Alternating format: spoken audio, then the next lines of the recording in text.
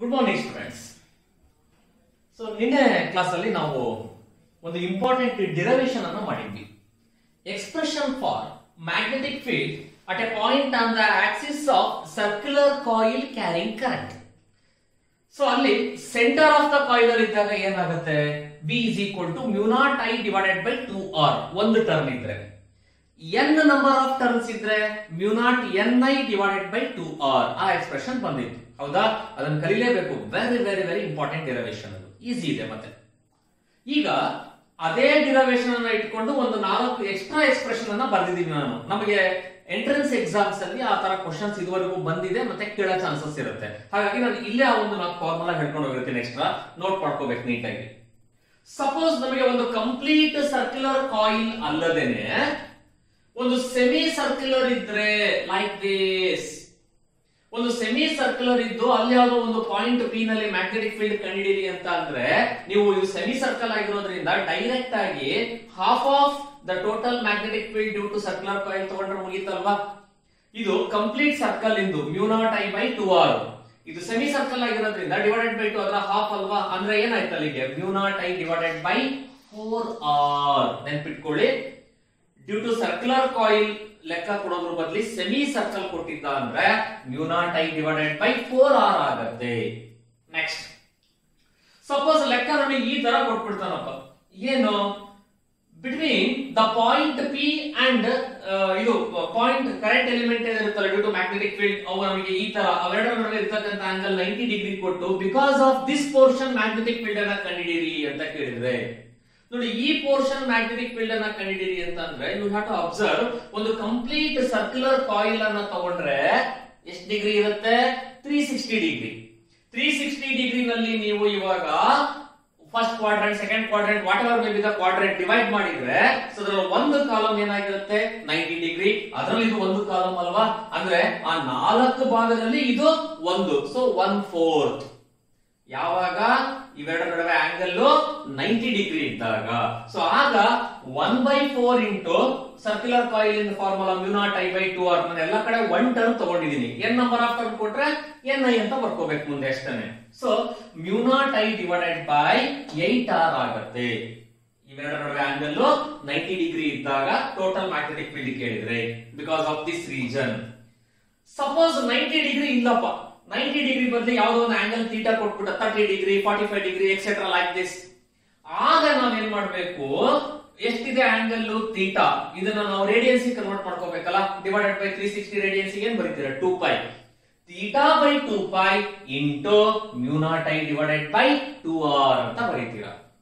Okay, next, suppose ನಮಗೆ ಈ ತರ ನೋಡಿ, ಇಲ್ಲಿ ಯಾವುದೋ ಒಂದು ಇದೆ ನಮಗೆ, ಈ ಕಡೆ ಇಲ್ಲಿ ಇನ್ನೊಂದು ಇದೆ ನಮಗೆ ಮ್ಯಾಗ್ನೆಟಿಕ್ ಫೀಲ್ಡ್ ರೆಪ್ರೆಸೆಂಟ್ ಮಾಡ್ತಕ್ಕಂಥದ್ದು.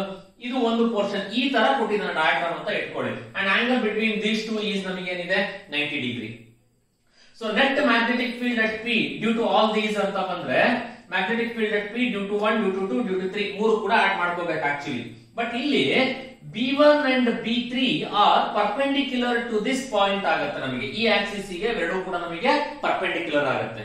ಸೊ ಓನ್ಲಿ ದಿಸ್ ನಮಗೆ ಯಾವುದು 2 ಏನಿದೆಯಲ್ಲ ಇದರಿಂದ ಮಾತ್ರ ಇಲ್ಲಿ ಬರ್ತಾ ಇದೆ, ಅದು ಈ ಪೋರ್ಷನ್ ಇಂದ ಮಾತ್ರ ಸಿಗುತ್ತೆ ನಿಮಗೆ ಅವಾಗ. Again this portion is nothing but what 1/4 of the circle. 1/4 of the circle ಇದ್ರೆ ಏನು, mu naught I by 8r ಆಗುತ್ತೆ. So mu naught I divided by 8r. ಅಂದ್ರೆ ಆಲ್ರೆಡಿ ಸಮ್ ಅಪಿಯರ್ಡ್ ಕ್ವಶನ್ಸ್ ಈ ಫಾರ್ಮೆಟ್ ಅಲ್ಲಿ ಇತ್ತು, ಹಾಗಾಗಿ ನಾನು ಇದನ್ನ ಬರ್ಕೊಂಡಿದ್ದೀನಿ. ಅಟ್ಲೀಸ್ಟ್ ನೀವು ಇದನ್ನ ಒಂದು ಐಡಿಯಾ ತಗೋಬೇಕು ಹೇಗೆ ನಾವು ಸಾಲ್ವ್ ಮಾಡಬೇಕು ಅನ್ನೋದು. ಓಕೆನಾ? ನಾವು ಈಗ ಒಂದು ರೂಲ್ ಅನ್ನು ತಿಳ್ಕೊಂಡು ಮುಂದೆ ಹೋಗೋಣ, ಬಿಕಾಸ್ ಈ ರೂಲ್ ಸುಮಾರು ಕಡೆ ಮುಂದೆ ಯೂಸ್ ಮಾಡ್ತೀವಿ ನಾವು. ಫ್ಲೆಮಿಂಗ್ಸ್ ಲೆಫ್ಟ್ ಹ್ಯಾಂಡ್ ರೂಲ್ ಅನ್ನ ನೀವು ನೋಡಿದ್ರಿ. ಈಗ ಇದು ರೈಟ್ ಹ್ಯಾಂಡ್ ಥಂಬ್ ರೂಲ್, ಅಥವಾ ಇದನ್ನ ರೈಟ್ ಹ್ಯಾಂಡ್ ಪಾಮ್ ರೂಲ್ ಅಂತ ಕೂಡ ಕರೀತಾರೆ, ಅಥವಾ ಆಂಪಿಯರ್ಸ್ ರೈಟ್ ಹ್ಯಾಂಡ್ ರೂಲ್ ಅಂತ ಕೂಡ ಹೇಳ್ತಾರೆ. ಏನ್ ಹೇಳುತ್ತೆ ಇಲ್ಲ ಅಂತ ಅಂದ್ರೆ, ನಮಗೆ ನೋಡಿ, ಇದು ಒಂದು ಯಾವ್ದೋ ಸರ್ಕ್ಯುಲರ್ ವೈರ್ ಅಂತ ಇಟ್ಕೊಳ್ಳಿ. ನಮಗೆ it is a wire or conductor, whatever wire ಆಗ್ಬೇಕು ಅಂತಿರಲ್ಲ, ಎನಿ ಕಂಡಕ್ಟರ್ ಆಗಿರ್ಬೋದು. ಈ ಕಂಡಕ್ಟರ್ ನ ನೀವು ನಿಮ್ಮ ಪಾಮ್ ಇದೆ ಅಂತ ಅಂದ್ರೆ, curl the palm of your right hand like this. ಈ ತರ ನೀವು ಅದನ್ನ ನೀಟಾಗಿ ಕರ್ವ್ ಮಾಡಿ, ಸಚ್ ದಟ್ ಇವೆಲ್ಲ ಕೂಡ ಏನಿದಾವಲ್ಲ fingers, they shows the direction of the current. ಈ ತರ ಇರಬೇಕು, ಕರೆಂಟಿನ ಡೈರೆಕ್ಷನ್ ಅಲ್ಲಿ ಅದನ್ನ ನೀವು ಪಾಮ್ ಕರ್ವ್ ಮಾಡಬೇಕು. ದೆನ್ ನೋಡಿ ಇದು ಏನ್ ತೋರಿಸುತ್ತೆ, your right hand thumb represents the direction of magnetic field. ಯಾವ ತರ ಸ್ಟೇಟ್ಮೆಂಟ್ ಹೇಳೋದು, curl the palm of your right hand around the circular wire with the fingers pointing the direction of current. The fingers represent the direction of current. Then thumb represents the direction of magnetic field.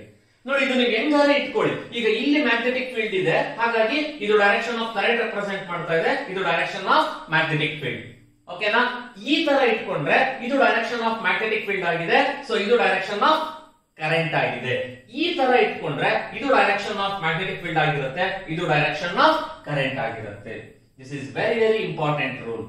Okay, right hand thumb rule ಅಥವಾ Ampere's right hand rule states that curl the palm of your right hand around the circular wire with the fingers pointing in the direction of current. Then the right hand thumb gives the direction of magnetic field. Okay, so ಇದನ್ನೇ ನಾವು amperes right hand rule ಅಂತ ಕೂಡ ಕರಿತೀವಿ ಅಥವಾ right hand thumb rule ಅಂತ ಕರಿತೀವಿ.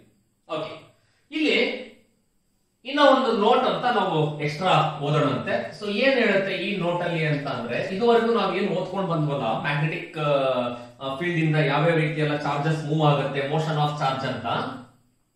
ನೋಡಿ, usually magnetic field lines ಹೇಗೆ ಎಲೆಕ್ಟ್ರಿಕ್ ಫೀಲ್ಡ್ ಲೈನ್ಸ್ ಗಳಿದಾವೋ ಹಾಗೆ ಮ್ಯಾಗ್ನೆಟಿಕ್ ಫೀಲ್ಡ್ ಲೈನ್ಸ್ ಗಳು ಇರ್ತವೆ.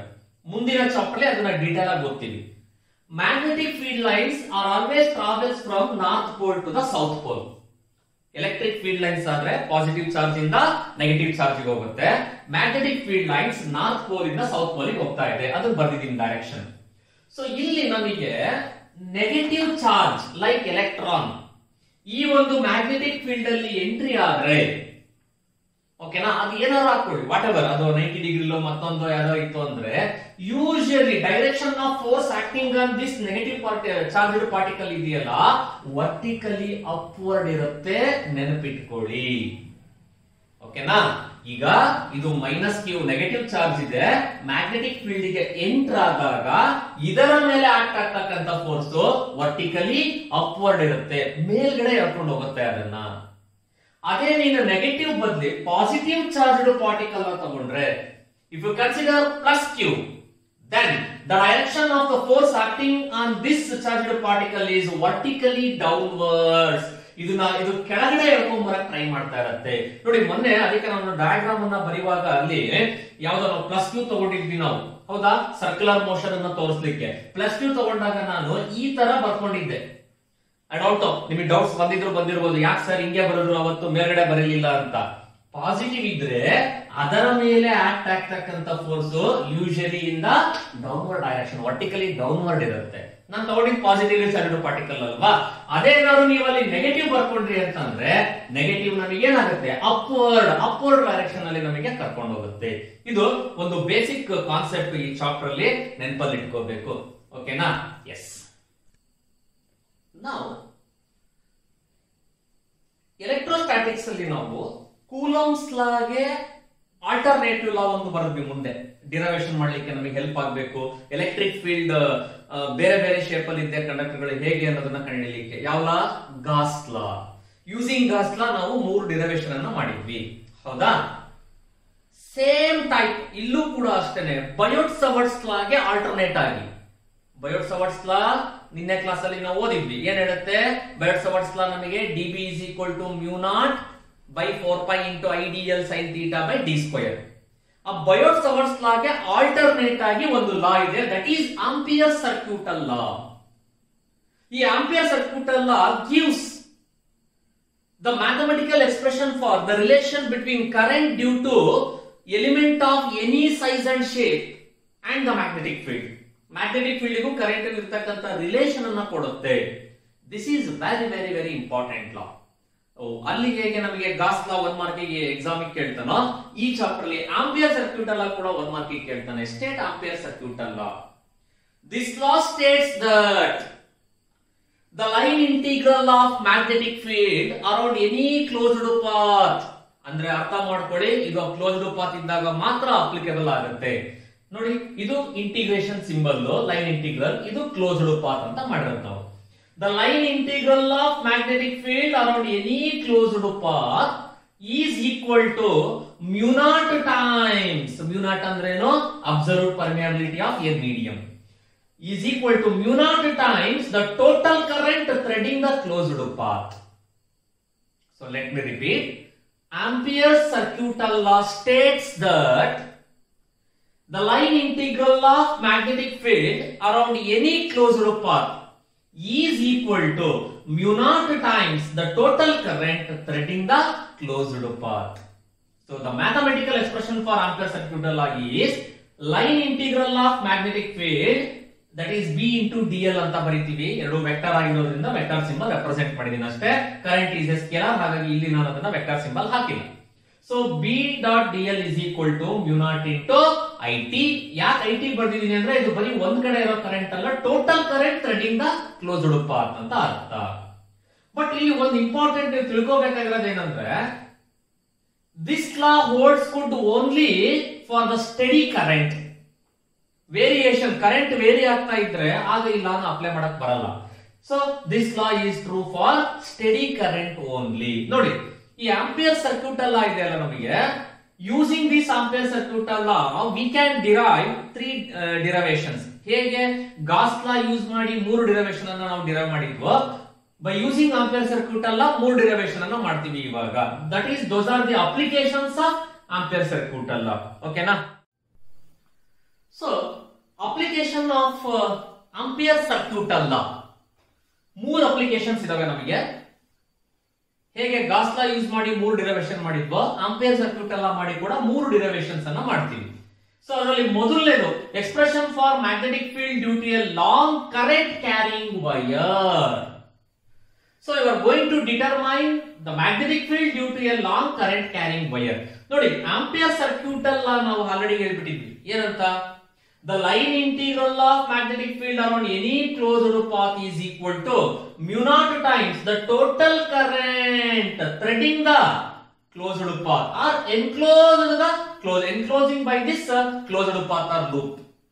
ಯೂಶಲಿ ಒಂದು ಯಾವುದೇ ನೀವು ಕರೆಂಟ್ ಕ್ಯಾರಿಂಗ್ ಎಲಿಮೆಂಟ್ ಅನ್ನ ವೈರ್ ನ ತಗೊಂಡ್ರಿ ಅಂದ್ರೆ, ಇದು ಕರೆಂಟ್ ಕ್ಯಾರಿಂಗ್ ಎಲಿಮೆಂಟ್ ಆಗಿದ್ರೆ magnetic field lines are like this.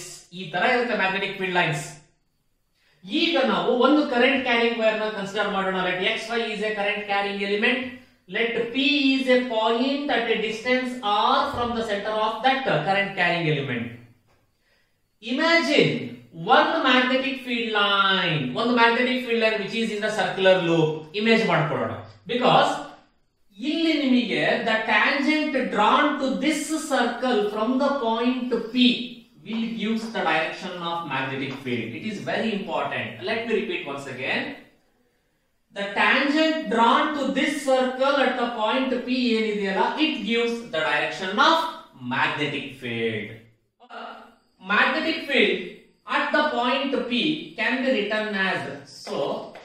At the point P, the magnetic field due to this coil or conductor is given by the line integral of magnetic field, okay, around any closed path is equal to the line integral of B dl cos theta. Okay, so ಇದು theta ಏನಾಗಿರುತ್ತೆ? It may be 0 degree 180 degree. ನಾವು ಇಲ್ಲಿ 0 ತಗೊಂಡು ಮಾಡ್ತಾ ಇದೀವಿ. Okay, magnetic field ಎಷ್ಟು area of element ಅನ್ನ ತಗೊಂಡಿದೀವಿ ಅಂತ. ಈಗ this can be written as B into dl. ನಾನು ಕಾಮನ್ ಆಗಿ ಬರ್ಕೊಂತ ಹೋಗ್ತೀನಿ, ವೆಕ್ಟರ್ ಬರೆಯಲ್ಲ ಎಲ್ಲ ಕಡೆ. Okay, so B into dl is equal to this B constant ಹೊರಗಡೆ ತೆಗೆದ್ರೆ ಇಂಟಿಗ್ರಲ್ ಆಫ್ dl ಉಳಿತು. ಯಾಕೆ ಅಂದ್ರೆ ಇಲ್ಲಿ ಥೀಟಾ is equal to 0 ಇದೆ, cos 0 ಡಿಗ್ರಿ ಅಂದ್ರೆ ಏನಾಯ್ತು? 1 ಆಯ್ತು. So line integral of B into dl is equal to B into, ನೋಡಿ, ಇಂಟಿಗ್ರಲ್ ಆಫ್ ಡಿಎಲ್. ನಾನು ಸರ್ಕ್ಯುಲರ್ ಕಾಯಿಲ್ ಅಲ್ವಾ ಇರೋದು, ಸೊ ಹಾಗಾದ್ರೆ ಏನ್ ಬರಿಬೇಕು ಇವಾಗ? Integral of DL. ಅಲ್ಲಿ ಹೇಗೆ ನೀವು ಇಂಟಿಗ್ರಲ್ ಆಫ್ ಡಿಎಸ್ ಬರಿತಾ ಇದ್ರು, ಇಲ್ಲ ಹಾಗೆ ಇಂಟಿಗ್ರಲ್ ಆಫ್ ಡಿಎಲ್ ಬರೀತೀರಾ. It is nothing but what? 2 pi r circumference. ಓಕೆನಾ? Let us call this as equation number 1. So integral of B dl is equal to B into 2 pi r. From Ampere circuital law, from Ampere's circuital law, ಏನ್ ಹೇಳುತ್ತೆ Ampere circuital law? the line integral of B into dl around any closed path is equal to mu naught times the total current threading the closed path. So ಇಲ್ಲಿ ಇದನ್ನ equation 2 ಅಂತ ಕರಿತೀನಿ ನಾನು. Observe equation 1 and 2. ನೀವು LHS same ಇರೋದ್ರಿಂದ RHS ಅನ್ನ ಇವಾಗ equate ಮಾಡಬಹುದು. From equation 1 and 2. So from equation 1 and 2 ಏನಿದೆ B into 2 pi r equals ಇಲ್ಲೇನಿದೆ mu naught into I. So ಈ 2 pi r ಈ ಕಡೆ ಕ್ರಾಸ್ ಮಲ್ಟಿಪ್ಲೈ ಮಾಡಿದ್ರೆ B equals mu naught I divided by 2 pi r. This is the expression for magnetic field at a point P of a distance r from the center of this coil is given by mu naught I divided by 2 pi r, where mu naught is the absolute permeability, I is the current, r is the radius or distance of the point P, which is perpendicular. ಅದು important.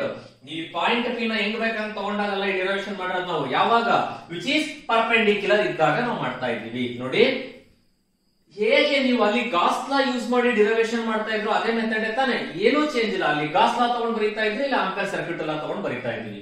Okay, ಇದು magnetic field at P ಏನಿದೆಯಲ್ಲ, it is nothing but B into DL. ಎಷ್ಟು area ತಗೊಂಡಿರ್ತೀವಿ ಅದರ total ಸಿಕ್ಬಿಡುತ್ತೆ integration ಮಾಡ್ಕೊಂಡಿರೋದ್ರಿಂದ. ಅದರ total ಯಾವ್ದಕ್ಕೆ equal ಆಗಿರುತ್ತೆ? Because of this point ಏನ್ ಪ್ರೊಡ್ಯೂಸ್ ಆಗಿದೆ, B d l cos theta. Theta is 0, therefore cos 0 is 1. So ಇದು ಇಂಪಾರ್ಟೆಂಟ್ ನಮಗೆ. ಇಲ್ಲಿ ನಾನು ಸರ್ಕ್ಯುಲರ್ ಕಾಯಿಲ್ ತಗೊಂಡಿರೋದ್ರಿಂದ ಇಂಟಿಗ್ರಲ್ ಆಫ್ ಡಿಎಲ್ ಅಂದ್ರೆ 2 pi r b into 2 pi r. Ampere circuit ಅನ್ನ ಕಂಪೇರ್ ಮಾಡಿದ್ರೆ you will get b is equal to mu naught I divided by 2 pi r. Sometimes ಈ example ಏನ್ ಮಾಡ್ಬಿಡ್ತಾನೆ, ಲೆಕ್ಕ ಮಾಡುವಾಗ ನಮಗೆ ಇದು ಈಸಿ ಆಗ್ಲಿ ಅಂತ ಮಲ್ಟಿಪ್ಲೈ ಅಂಡ್ ಡಿವೈಡ್ ಬೈ 2 ಮಾಡ್ಕೊಂಡ್ರೆ mu naught by 4 pi into 2i divided by r. ಸರಿನಾ? ಯಾಕೆ? You know the value of mu naught by 4 pi, 10 raised to minus 7. ಲೆಕ್ಕ ಮಾಡಕ್ಕೆ ಈಸಿ ಆಗುತ್ತೆ ಎಂಟ್ರನ್ಸ್ ಎಕ್ಸಾಮ್ ನಲ್ಲಿ. ಇಲ್ಲ ಅಂದ್ರೆ ನೀನು mu naught ವ್ಯಾಲ್ಯೂ ಹಾಕ್ಬೇಕು, 2 pi ಗೆ ಮತ್ತೆ ವ್ಯಾಲ್ಯೂ ಹಾಕೋಬೇಕು, ಬಹಳ ನಿಮಗೆ ಸುಮ್ಮನೆ ಟೈಮ್ ಕನ್ಸ್ಯೂಮ್ ಆಗುತ್ತೆ. ಬೆಟರ್ ಇದನ್ನ ಏನಂತ ಬರ್ಕೋಬಹುದು ನೀವು, ಮಲ್ಟಿಪ್ಲೈ ಅಂಡ್ ಡಿವೈಡ್ ಬೈ 2 ಮಾಡಿದ್ರೆ 2 2s are 4, mu naught by 4 pi into 2i divided by r.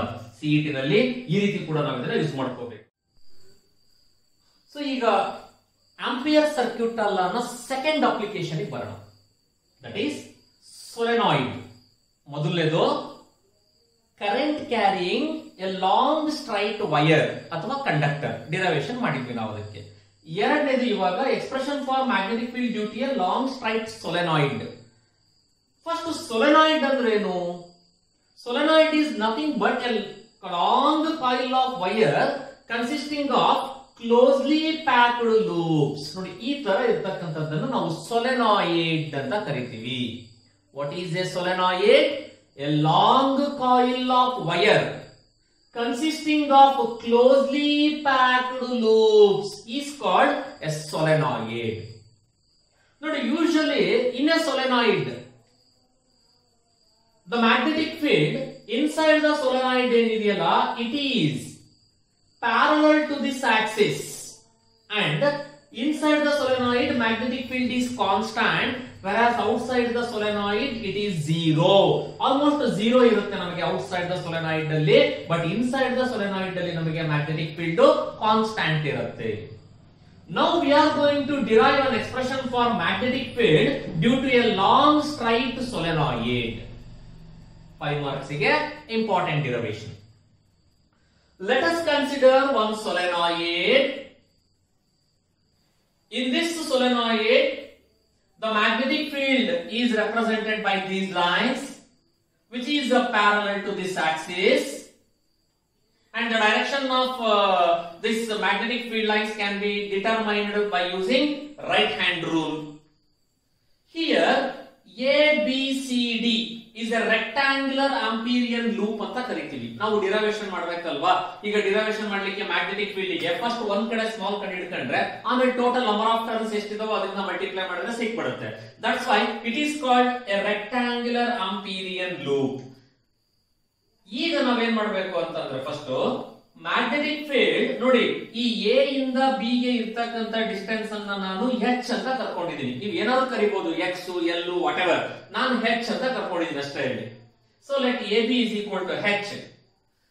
Now the total magnetic field due to this solenoid is given by, so magnetic field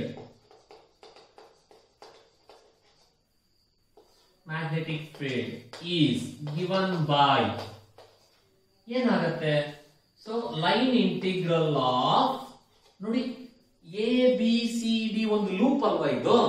ನಾವು ampere circuit ಎಲ್ಲ ತಗೊಂಡ್ರು ಸರಿ, total ತಗೋಬೇಕಂದ್ರೆ ಒಂದು complete close loop path ಅಲ್ಲಿ ಇರಬೇಕು. ಅದಕ್ಕೆ ನಾವಿಲ್ಲಿ rectangular Ampere loop ತಗೊಂಡಿರೋದ್ರಿಂದ A B C D complete ಬರ್ಕೋಬೇಕು. B into d l which is equal to line integral from A ಇಂದ ಬಿ ಗೆ first B into d l plus B ಇಂದ C ಗೆ, ಬಿ ಇಂದ ಸಿ ಗೆ it is b into dl plus c in the d ಗೆ, c in the d ಗೆ it is b into dl plus d in the a ಗೆ da it is b into dl.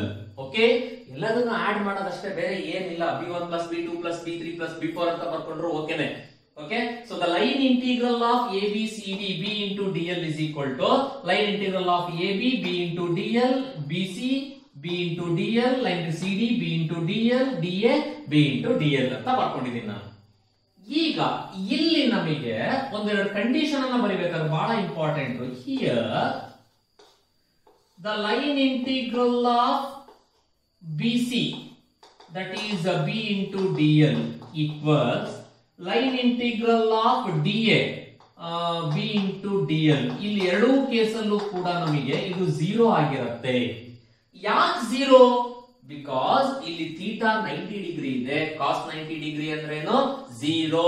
ನೋಡಿ, B C ಮತ್ತೆ D A are perpendicular to this direction of the magnetic field. Therefore ಎರಡು ಕೂಡ ಏನಾಗಿರುತ್ತೆ 0 ಅಲ್ಲಿ ಬರಿಬೇಕು ನೀವು. Because theta is equal to 90 degree, hence cos 90 degree ಅಂತ ಅಂದ್ರೆ 0. ಇದು ಒಂದೇ ಕಂಡೀಷನ್ ಆಯ್ತಾ.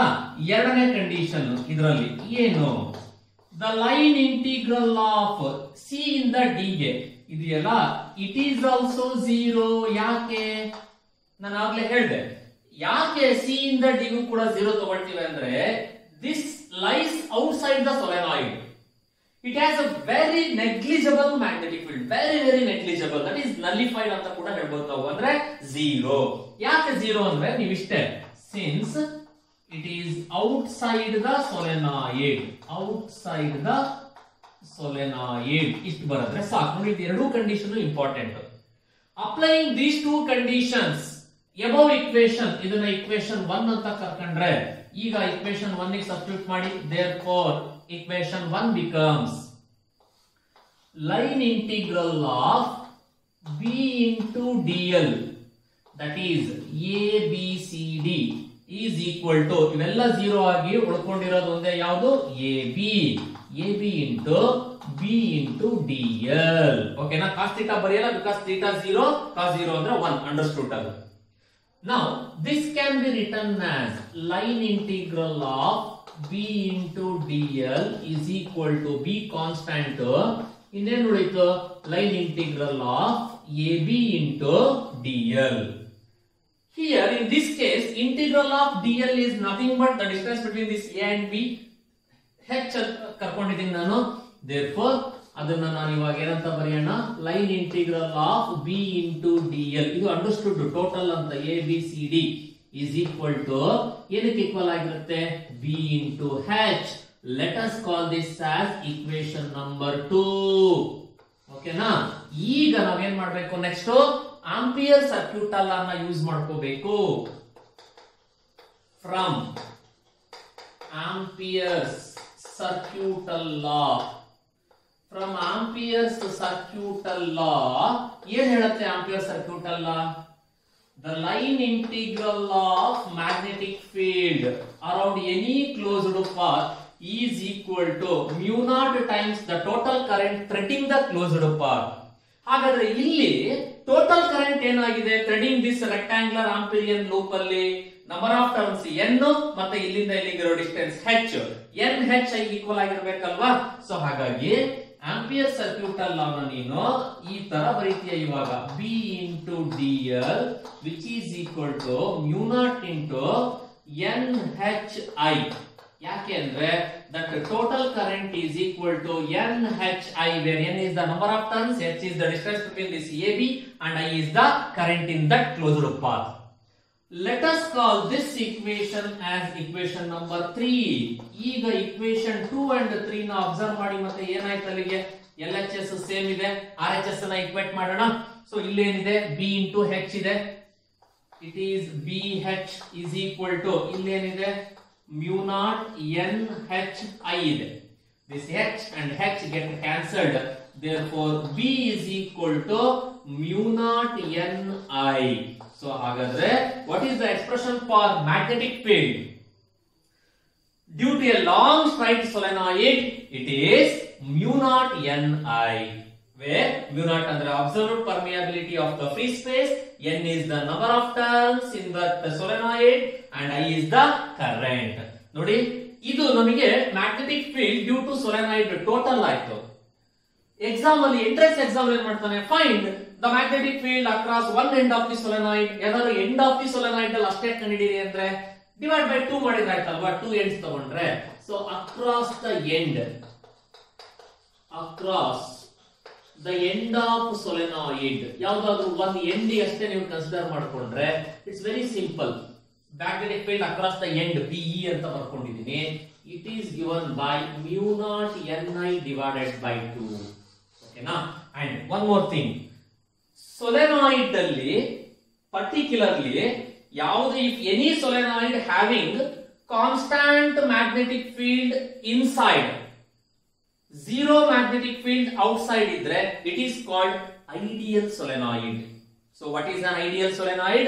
A solenoid having constant ಅಂದ್ರೆ zero ಅಂತ ಅರ್ಥ ಅಲ್ಲ, ಯೂನಿಫಾರ್ಮ್ ಇದ್ದಂಗೆ throughout this solenoid. Okay, one fixed value.